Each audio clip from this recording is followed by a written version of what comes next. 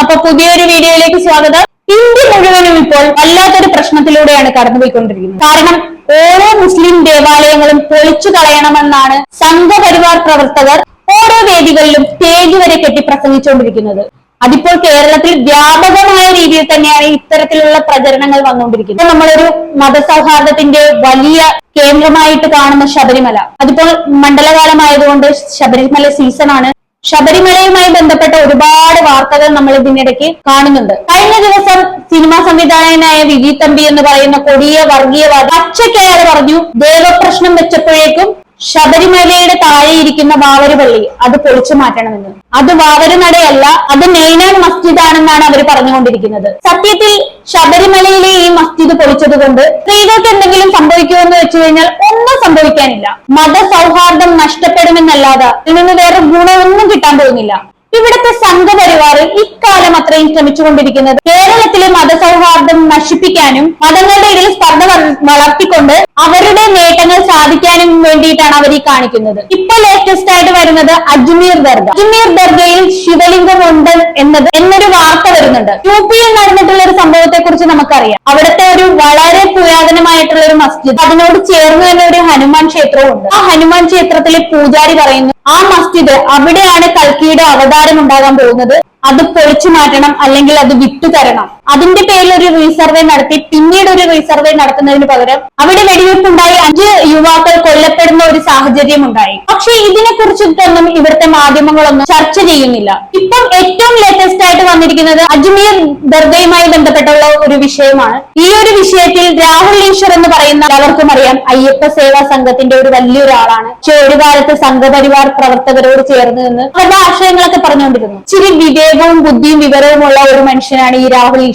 വളരെ വ്യക്തമായിട്ട് ഈ വിഷയത്തെ കുറിച്ചുള്ള അഭിപ്രായം ഒന്ന് കേട്ടു നോക്കാം. അമ്പലവും പള്ളിയുടെയും പേരിൽ പരസ്പരം അടികൂടുന്നവൻ മണ്ടനാണ് എന്ന് സ്വാമി വിവേകാനന്ദൻ പറഞ്ഞതിനെ പലപ്പോഴും നമ്മൾ ഓർക്കാറുണ്ട്. അങ്ങനെ മറ്റൊരു പ്രശ്നം കൂടി, അജ്മേർ ദർഗ എന്ന് പറയുന്ന ലോകത്തിലെ തന്നെ ഏറ്റവും ആദരിക്കപ്പെടുന്ന, ഇന്ത്യയിലെ ഏറ്റവും ആദരിക്കപ്പെടുന്ന ഒരു ദർഗയുണ്ട്. ഇത് രാജസ്ഥാനിലാണ് ഉള്ളത്. വളരെ ആദരണീയനായ ഖ്വാജ മൊയിനുദ്ദീൻ ചിഷ്ടി, അദ്ദേഹം വലിയൊരു സൂഫി വര്യനാണ്. ഹിന്ദുക്കൾ വളരെയധികം ആദരിക്കുകയും ഹിന്ദുക്കളും മുസ്ലിങ്ങളും ക്രിസ്ത്യാനികളും ബൗദ്ധരും മതമുള്ളവരും ഇല്ലാത്തവരും എല്ലാം ആദരിക്കുകയും ചെയ്യുന്ന വലിയൊരു സൂഫി പണ്ഡിതനാണ്. നമ്മുടെ നാട്ടിൽ സമാധാനത്തിന്റെ, ഒരുമയുടെ, ഐക്യത്തിന്റെ സൂക്തങ്ങൾ പറഞ്ഞു തന്ന മഹാനായ ഒരു മനുഷ്യനാണ്. അദ്ദേഹത്തിന്റെ ദർഗയോ അല്ലെങ്കിൽ അദ്ദേഹത്തിന്റെ സ്മരണാർത്ഥമുള്ള ഒരു സ്ഥലമോ ഒക്കെയാണ്. അതൊരു സൂഫി പാരമ്പര്യത്തിന്റെ കൂടെ ഭാഗമാണ്. 13ാം നൂറ്റാണ്ടിലാണ് ഈ മഹാനായ ഖ്വാജ മൊയിനുദ്ദീൻ ചിഷ്ടി ഉണ്ടാകുന്നത്. പലപ്പോഴും നമ്മുടെ സാധാരണ ആൾക്കാർക്ക് ഋത്തിക് റോഷന്റെ വളരെ ഫേമസ് ആയ ഒരു പാട്ട് ഓർമ്മ കാണും, ഖ്വാജ മേരി ഖ്വാജ. അതൊക്കെ ഇദ്ദേഹത്തെ സ്മരിക്കുന്നതാണ്, അല്ലെങ്കിൽ ആ ലെഗസിയെ സ്മരിക്കുന്നതാണെന്ന് നമുക്കറിയാം. അപ്പം ഈ ഹിന്ദുത്വ സേന അല്ലെങ്കിൽ വിഷ്ണു ഗുപ്തയുടെ ഹിന്ദുത്വ സേന ഇതിനെതിരെ അതിശക്തമായി ഒരു നീക്കം നടത്തുകയും അതിനെ വിവാദത്തിലാക്കാൻ ശ്രമിക്കുകയും പ്രശ്നവൽക്കരിക്കാൻ ശ്രമിക്കുകയും ചെയ്തിരിക്കുകയാണ്. ഇപ്പോൾ ഈ വ്യക്തിയൊക്കെ എനിക്കറിയാം. ശബരിമല പ്രക്ഷോഭ കാലത്ത് നിങ്ങൾക്ക് എല്ലാ പിന്തുണയും സഹായവും എന്ന് പറഞ്ഞു വരികയും ഞാൻ വളരെ ബഹുമാനത്തോടെ ഇദ്ദേഹത്തോട് പറഞ്ഞു, എല്ലാവിധ സഹകരണങ്ങൾക്കും സഹായങ്ങൾക്കും നന്ദി, പക്ഷേ നിങ്ങളുടെ ഒരു സഹായവും ഞങ്ങൾക്ക് വേണ്ട. കാര്യം അവരുടെ മനോഭാവം പലപ്പോഴും നമുക്കറിയാം. പ്രശ്നം ഉണ്ടാക്കുകയാണ്, ഹിന്ദുക്കളെ സഹായിക്കുകയല്ല മുസ്ലിങ്ങളെ ദ്രോഹിക്കുകയാണ് അവരുടെ ലക്ഷ്യം. അങ്ങനെയുള്ള നമ്മൾ ഒരിക്കലും സഹായം മേടിക്കരുത്. നമ്മളെന്ന് പറഞ്ഞാൽ നമ്മൾ ഹിന്ദുക്കൾ ഒരിക്കലും സഹായം മേടിക്കരുത്.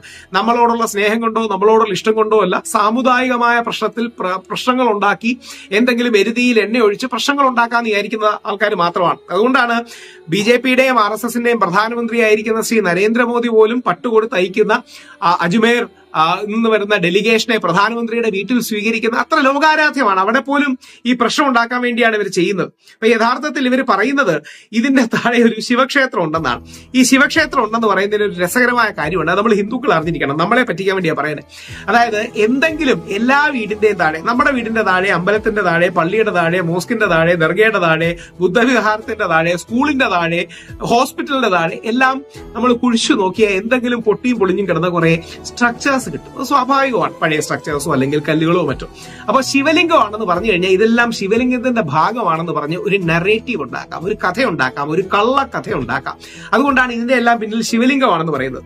ഇവർ 1911 ഇറങ്ങിയ ഒരു പുസ്തകം ആണ് അത് ഇതായിട്ട് വെക്കുന്നത്. അന്നത്തെ ഏതോ വാട്സപ്പ് യൂണിവേഴ്സിറ്റിക്കാരൻ എഴുതിയതാണ്. അതിനപ്പുറമൊന്നും വലിയ പ്രസക്തി ഒന്നുമില്ല. അതായത് വേറെ തെളിവും കാര്യങ്ങളും ഒന്നുമില്ല. അന്നത്തെ ഏതോ വാട്സപ്പ് യൂണിവേഴ്സിറ്റിയിൽ മുസ്ലിം വിരോധമുള്ള ആൾക്കാർ ബ്രിട്ടീഷ് കാലഘട്ടത്തിൽ ഹിന്ദുക്കളെയും മുസ്ലിങ്ങളെയും തമ്മിൽ തല്ലിക്കാൻ എഴുതിയ ഒരു പുസ്തകം മാത്രമാണ്. പക്ഷെ പക്ഷെ അവിടെയും സർവേ വേണം എന്ന് പറഞ്ഞാണ് ഇവർ പോയിരിക്കുന്നത്. ഈ സർവേയുടെ രാഷ്ട്രീയം എന്താണെന്നും കൂടെ അറിയണം. ഈ സർവേയുടെ പേരിൽ സ്പർദ്ധ ഉണ്ടാക്കുക, സർവേയുടെ പേരിൽ മുസ്ലിങ്ങളെ ചീത്ത വിളിക്കുക തുടങ്ങിയ വളരെ ലിമിറ്റഡായ ഉദ്ദേശങ്ങളെ ഇവർക്കുള്ളൂ. ഒരു കാരണവശാലും ഇത്തരത്തിലുള്ളവരെ നമ്മൾ പ്രോത്സാഹിപ്പിക്കരുത്. ഇത്തരത്തിലുള്ളവർ നമ്മുടെ രാജ്യത്തോട് ദ്രോഹം ചെയ്യുന്നവരാണ്, അവർ രാജ്യദ്രോഹികളാണ്. ഒരു കാരണവശാലും ഹിന്ദു മുസ്ലിം സ്പർദ്ധ ഉണ്ടാക്കുന്ന ഏതൊരു വ്യക്തിയും, അത് ഇനി വിഷ്ണുഗുപ്തയാണെങ്കിലും നമ്മുടെ നാട്ടിലെ ആരാണെങ്കിലും വെളിയിലുള്ള ആളാണെങ്കിലും, ഇവർ ഈ രീതിയിൽ പരസ്പര സ്പർദ്ധ ഉണ്ടാക്കുന്നവർ മാത്രമാണ്. ഒരു തീവ്ര വലതുപക്ഷത്തിന്റെ ഭാഗമായി നിന്ന് കോൺഫ്ലിക്ട് ഉണ്ടാക്കുന്നവരാണ്. ഞാൻ വലതുപക്ഷക്കാരനാണെന്ന് എല്ലായിടത്തും പറയുന്നതാണ്, കയ്യിൽ സ്വസ്തികം പച്ച കുത്തുന്ന വ്യക്തിയാണ്. പക്ഷേ നമുക്ക് തീവ്രവാദം വേണ്ട, നമുക്ക് ഗോഡ്സേവാദം വേണ്ട, നമുക്ക് തീവ്ര ഹിന്ദുത്വമോ തീവ്ര ഇസ്ലാമിസമോ വേണ്ട, മധ്യപാതയാണ് വേണ്ടത്. അതിന് ഖ്വാജാ മൊയ്നുദ്ദീൻ ചിഷ്ടിയുടെ എല്ലാ അനുഗ്രഹവും നമുക്ക് ഉണ്ടാകട്ടെ. പരമശിവൻ എന്ന് നമ്മൾ ഹിന്ദുക്കൾ വിളിക്കുന്ന ഭഗവാന്റെ എല്ലാ അനുഗ്രഹങ്ങളും ഉണ്ടാകട്ടെ. കർത്താവിന്റെ അനുഗ്രഹം ഉണ്ടാകട്ടെ. വ്യത്യസ്ത പേരുകളിൽ നമ്മൾ വിളിക്കുന്ന ദൈവത്തിന്റെ പേരിൽ അടികൂടാതിരിക്കാൻ നമ്മളെ അനുഗ്രഹിക്കട്ടെ. ദൈവത്തിന്റെ പേരിൽ അടികൂടുന്നവൻ മണ്ടനാണ് എന്ന തിരിച്ചറിവ് നമുക്ക് ഉണ്ടാകട്ടെ. ദൈവം എന്ന് പറഞ്ഞാൽ യോജിപ്പാണ്, ഹാർമണിയാണ്. ആ ഹാർമണി കൊണ്ടുപോകാൻ നമുക്കാകട്ടെ. ദർഗയ്ക്ക് ഒരു പ്രശ്നം ഉണ്ടാകാതിരിക്കട്ടെ. എല്ലാ അമ്പലവും എല്ലാ പള്ളിയും നല്ല രീതിയിൽ ഇരിക്കട്ടെ. പ്ലേസസ് ഓഫ് വർഷിപ്പ് ആക്ട് പോലെ എല്ലാം 1947 അമ്പലമെങ്കിൽ അമ്പലം, പള്ളിയെങ്കിൽ പള്ളി, അങ്ങനെ നിൽക്കട്ടെ എന്ന് പ്രാർത്ഥിക്കുന്നു.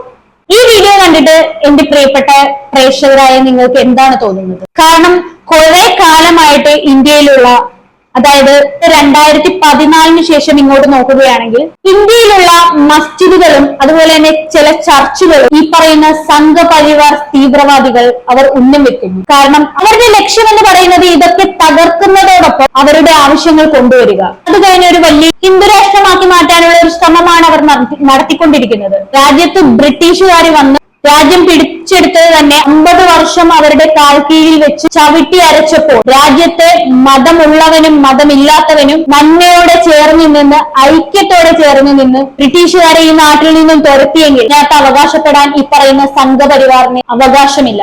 കാരണം ഇവിടുത്തെ നല്ലവരായിട്ടുള്ള എല്ലാ മതവിഭാഗത്തിൽ ആൾക്കാരുമാണ് ആ സ്വാതന്ത്ര്യത്തിൽ നിന്നുകൊണ്ടാണ് അന്നവരുടെ ചോര ചീന്തി ഈ രാജ്യത്തിന് സ്വാതന്ത്ര്യം വാങ്ങിക്കൊടുത്തത്. ആ സ്വാതന്ത്ര്യത്തിൽ നിന്നുകൊണ്ടാണ് ഇപ്പം ഇതുപോലെ വൃത്തികെട്ട ഊളകൾ ഇത്തരത്തിലുള്ള തെമ്മാടിത്തരങ്ങളുമായിട്ട് വരുന്നത്. ഇവരെ തിരിച്ചറിയുക.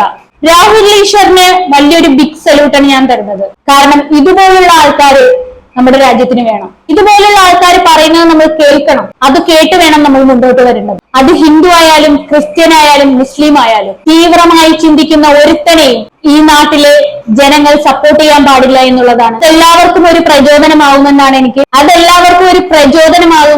എന്റെ വിശ്വാസം. നിങ്ങളുടെ വിലയേറിയ അഭിപ്രായം കമന്റുകളായി രേഖപ്പെടുത്തും. ഈ വീഡിയോ എല്ലാവർക്കും ഒരു പ്രചോദനമാകുമെന്നാണ് എന്റെ വിശ്വാസം. നിങ്ങളുടെ അഭിപ്രായവും കമന്റുകളും രാഹുൽ ഈശ്വറിനുള്ളതായിരിക്കട്ടെ. അടുത്തൊരു വീഡിയോയിൽ കാണാം. അതുവരേക്കും ബൈ ബൈ.